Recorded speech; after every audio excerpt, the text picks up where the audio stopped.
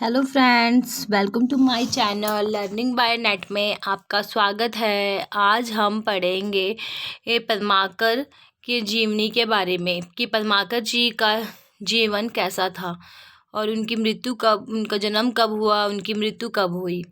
तो चलिए पढ़ते हैं पद्माकर जी के बारे में। तो पद्माकर जी का जन्म सन 1753 ईस्वी में हुआ और मृत्यु 1833 ईस्वी में हुई। पद्माकर रीतिकाल के कवियों में पद्माकर का महत्वपूर्ण स्थान है।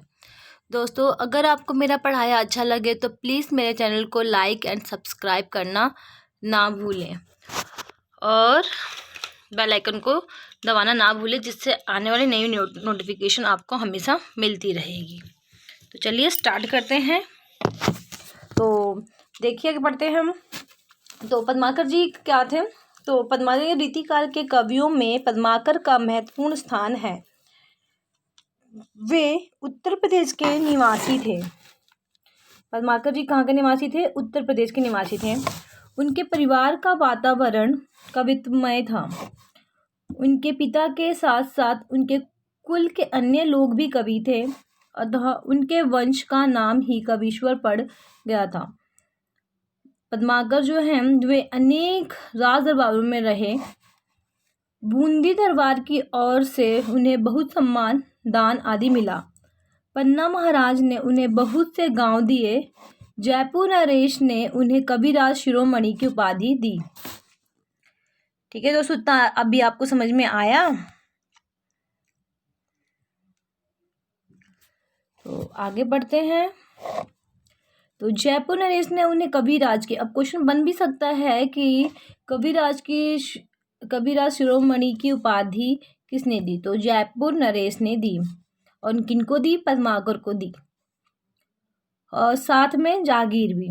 उनकी रचनाओं में यानी पद्माकर की रचनाओं में हिम्मत, बहादुर, वीरदावली, पद्माभरण, द्विनोद, राम, रसायन, गंगा लहरी आदि प्रमुख है। पद्माकर ने सजीव मूर्त विधान करने वाली कल्पना के द्वारा प्रेम और सौंदर्य का मार्मिक चित्रण प्रस्तुत किया है। जगह जगह लाक्षणिक शब्दों के प्रयोग द्वारा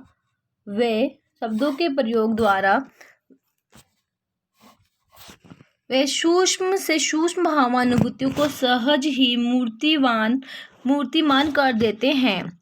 पद्माकर के ऋतु वर्णन में भी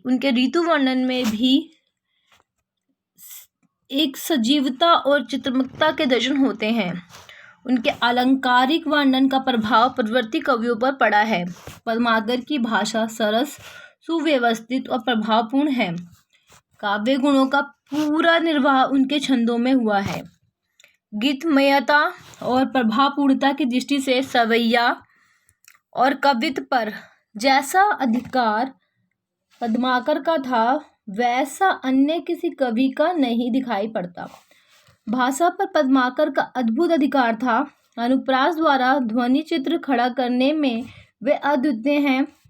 पाठ्य पुस्तक में संकलित पिछले कवित्व में कवि ने प्रकृति सौंदर्य का वर्णन किया है। अभी अगर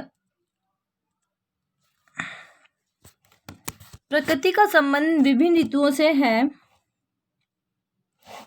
बसंत ऋतुओं का राजा है। बसंत के आगमन पर प्रकृति विहग और मनुष्यों की दुनिया में जो सौंदर्य संबंधी परिवर्तन आते हैं, कवि ने इसमें उसी को लक्षित किया है। तो ये है। तो दूसरे कवित्व में गोपियां लोकनिंदा और सखी समाज, दूसरा 2 कविता है, दिखा दूंगी मैं आपको भी। अंतरा की बुक से है ये, एनसीईआरटी की बुक। आपको हमेशा इसको फॉलो करना चाहिए, एनसीईआरटी बुक को, जो आपके सभी कॉम्पिटिटिव एग्जाम में आपकी सहायता करेगा। तो सखी समाज की कोई परवाह किए बिना कृष्ण के प्रेम में डूब रहना चाहती है। अंतिम कवित्व में कवि ने वर्षा ऋतु के सौंदर्य को भौरों के गुंजार, मोरों के शोर और सावन के झूलों में देखा है। मेघ के बरसने में कवि ने को बरसते देखा है। तो ये देखिए, ये है इनका कवित्व। इसकी हम वीडियो बाद में बनाएंगे, तो प्लीज़ आप बताइएगा आपको मेरा पढ़ाई कैसा लगा। तो मेरे चैनल को लाइक और सब्सक्राइब करना ना भूलें। अब हम मिलेंगे नेक्स्ट वीडियो में। Bye bye, tata, bye bye.